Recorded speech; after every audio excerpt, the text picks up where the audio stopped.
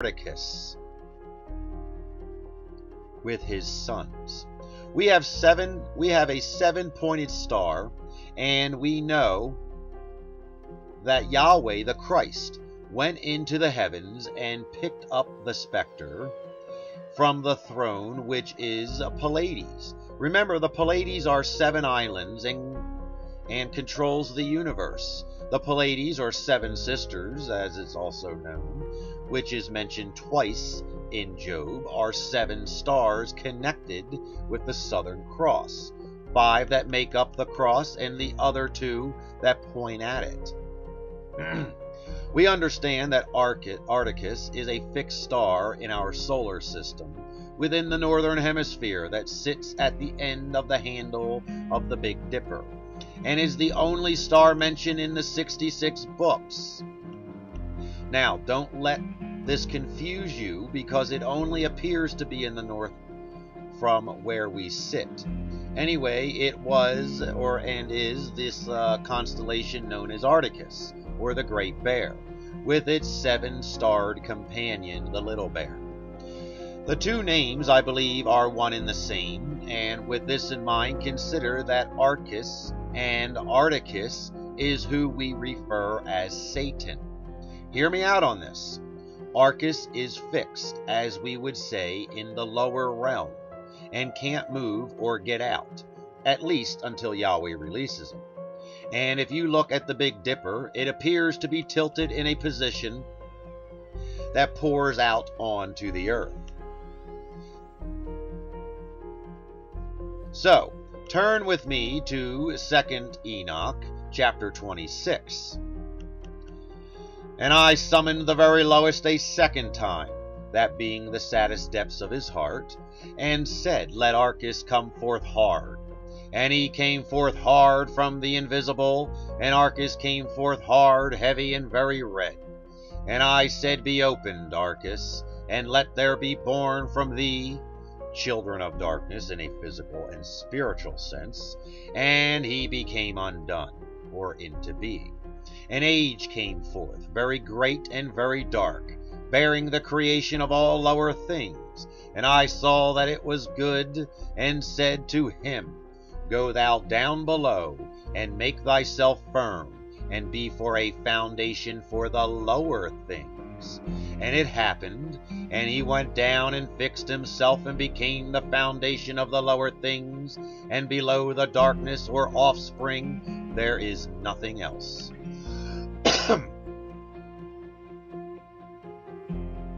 The picture above in my book is depicting Archas moving in a clockwise motion to start the formation of the lower things, while the light to the right is Yahweh watching over, while the light to the left is Awdawm, surrounded by the gathering of the waters. Now, what I am about to tell you you might not agree with, and your pattern of thinking, but I don't care. Yahweh's ways are not our ways, and our ways are not Yahweh's. So pay attention closely. At the second half of the Great Age, that is, when Archas, or Archas, became visible and brought forth offspring, and Yahweh said that it was good. Now, during these 2 halves of this great age, everything was good, and the children of light and the children of darkness had not mixed too. Well, you know what? We'll get into that in a little bit, a little later from now. So, with this found knowledge, we can rest assured that Yahweh's plan for a divine standard of creation was and is and has always been for the 2 separate beings to remain apart from one another. We know this because it was the thought of Yahweh made manifest, as both races of beings are fixed. Remember, it said, Go thou up higher, and fix thyself above the throne, and be a foundation to the highest things. And in the second half of the great age of creation of another race was to go thou down below, and make thyself firm, and be for a foundation for the lower things. And it happened, and he went down and fixed himself, and became the foundation for the lower things, and below the darkness there is nothing else.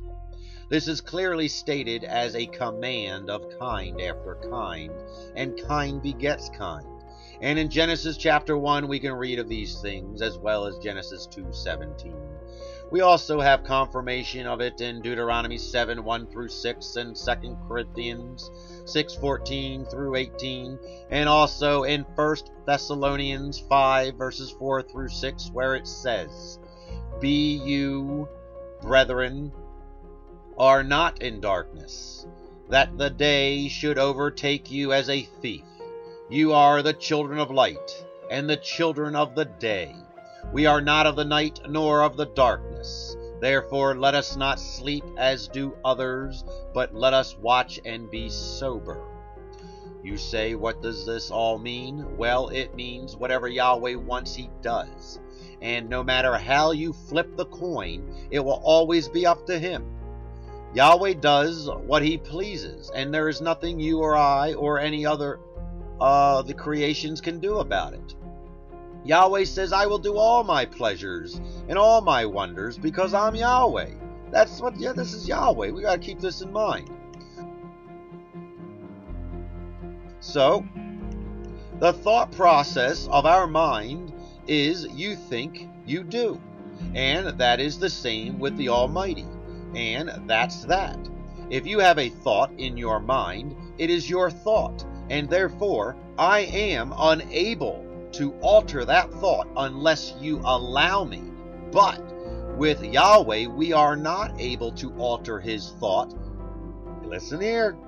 Why aren't we able to alter his thought? Because we have not the power to. Simply because we are the thought. Now, we need not forget Genesis chapter 1 and knowing how these things merge together. But most people, when reading the first 5 verses, don't realize the significance and the power behind these words in which they read. We find words so plain but so deep in its essence that they are ingrained in our very existence, which our connection with the Father is by far the strongest bond known in the entire universe. So in Genesis chapter 1, verses 1-5, it states, "In the beginning Yahweh created the heaven and the earth," or the universe. "And the earth or the universe was without form and void, and darkness was upon the face of the deep. And the Spirit of Yahweh moved upon the face of the waters. And Yahweh said, Let there be light, and there was light. And Yahweh saw the light that it was good, and Yahweh divided the light from the darkness. And Yahweh called the light day, or Yom, and the darkness he called night. And the evening and the morning were the first polar year." Now, most people believe that when Yahweh created the heaven and the earth, it was the beginning of all things. But that is incorrect, due to the fact that Awdawm was the beginning. Remember that Awdawm was the first thought of the mind of Yahweh, and therefore has to be the first to be made into a reality. So, when we read "in the beginning," it is referring to Awdawm's existence in a spiritual body. Now, verses 2, I believe, is out of context and comes later in the story of creation. So for now, we will move on to verse 3, which says, "And Yahweh said, Let there be light, and there was light." I think by now we've established that the light is Awdawm.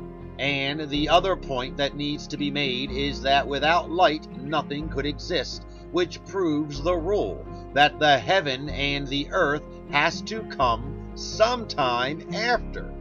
And in verse 4, we are reminded that Awdawm, or light, was good, and that he divided Awdawm, or the light, from Archas, or darkness. And Yahweh saw the light, that it was good, and Yahweh divided the light from the darkness. So we continue to verse 5 that verifies it all. And Yahweh called the light day, or Awdawm, which is light, and the darkness, or Archas, or Archas, he called night. And the evening and the morning were the first polar year. Now, I want to establish something here when reading Genesis chapter 1. We must understand that it relates to many different periods of time, and therefore we must distinguish which verse and verses relate to what period in order for the reader to make any sense of it. As you might have noticed that I put universe where it says earth. And the reason for this is that we are at this point in time where the universe is just beginning into its formation, as we shall see. So, with this in mind, we will stop here and move into another subject for the time being, which will help relate to everything within the first chapter. We will tie all this together, bringing a clear pathway. When Yahweh, in his greatness, thought to make known his power and his wisdom, in the beginning, on the evening of the first polar day, which is Sunday, he created 7 natures in silence, without voice. And because there was no one at this point in time to hear, he did so in silence. For Yahweh only makes things of use, and therefore he thought, and heaven, earth, water, air, fire, and the angels, and darkness came into being from the great and wonderful mind of Yahweh our Father. Now, let's be very clear on this. This is not speaking of the same point in time as when Yahweh brought forth Awdawm and Archas.